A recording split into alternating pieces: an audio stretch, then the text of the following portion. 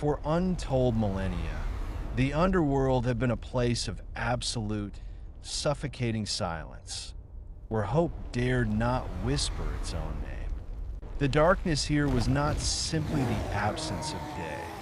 It was a physical weight, a cold iron shroud that pressed against the jagged, weeping walls of the deep caverns. Shadows coiled like serpents in every crevice, ancient and confident in their eternal dominion over this prison of souls. Suddenly, the stale, stagnant air of the abyss trembled, sending a shock wave through the dust that had settled for ages. A sound, alien to this desolate place, began to resonate. The rhythmic, purposeful sound of footsteps striking the stone floor with the weight of authority. The iron gates, which had stood barred and rusted since the dawn of sorrow, shattered inward with a thunderous crash that echoed like a divine decree. Through the broken remains of the gates, my son, a blinding white coat. light It is a symbol of my enduring piercing love the for you. gloom with the intensity of 1,000 suns. My son. The demons, twisted creatures of smoke and malice who had ruled this dark kingdom, shrieked in sudden, agonizing terror.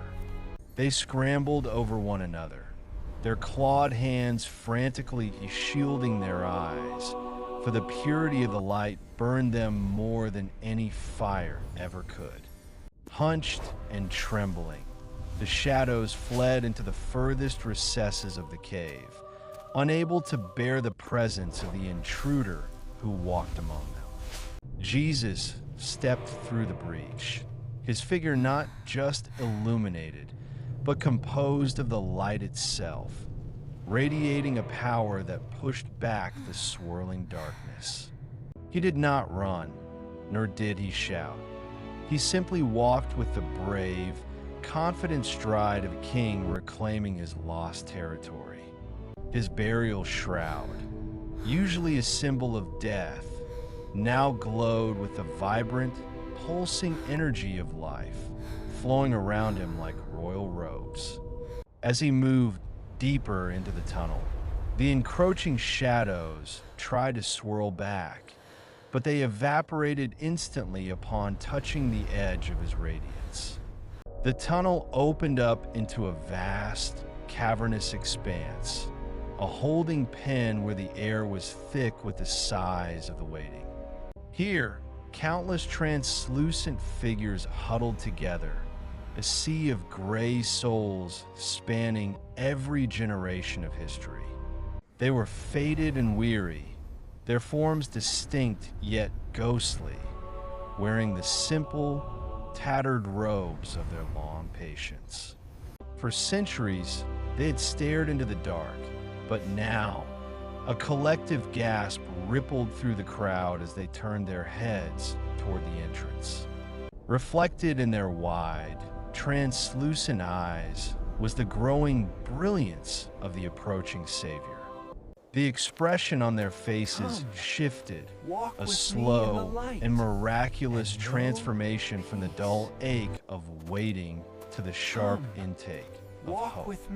Jesus stepped onto a ridge overlooking the sea of souls, his presence turning the damp, blue-purple walls of the cavern into a cathedral of gold. He looked down upon them, not with judgment, but with an expression of profound, heartbreaking compassion that seemed to heal the air itself.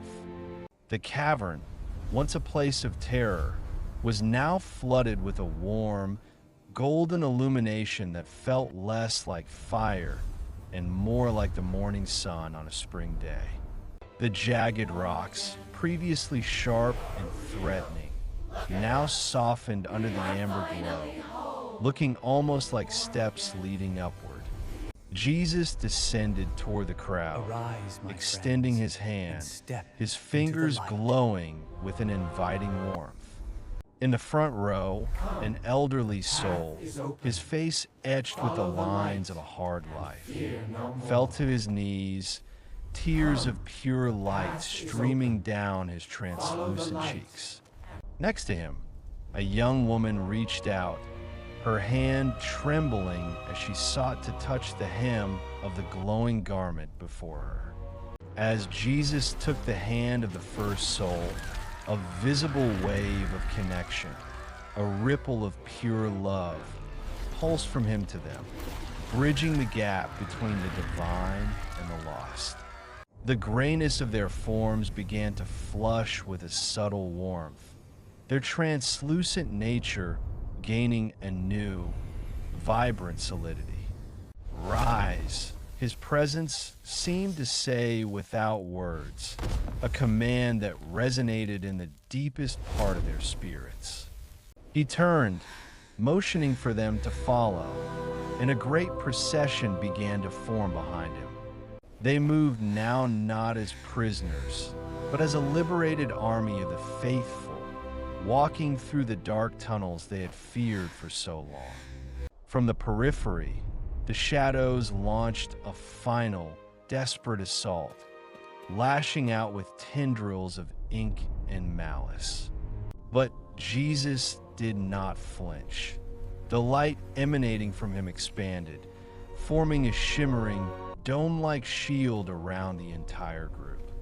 The dark tendrils struck the barrier and hissed, bouncing off harmlessly and dissolving into smoke, unable to penetrate the sanctuary of his protection.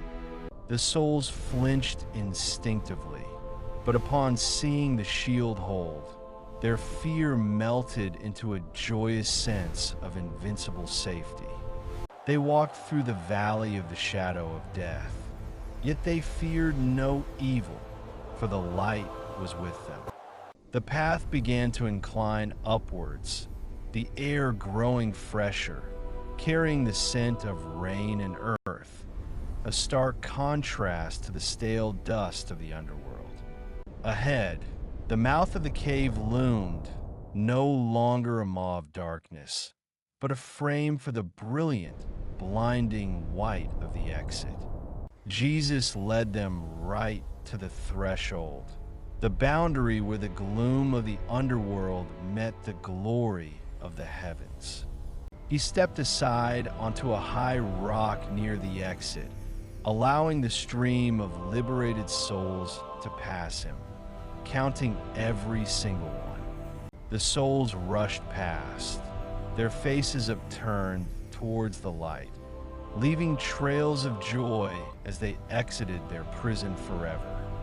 Finally, as the last soul crossed the threshold, Jesus stood alone for a moment on the precipice. He looked back into the now empty darkness, a triumphant silence settling over the conquered realm. He had descended into the depths, he had broken the chains, and now he stood as the radiant victor. With a final, confident look, he turned his back on the abyss and stepped into the light, sealing the victory forever.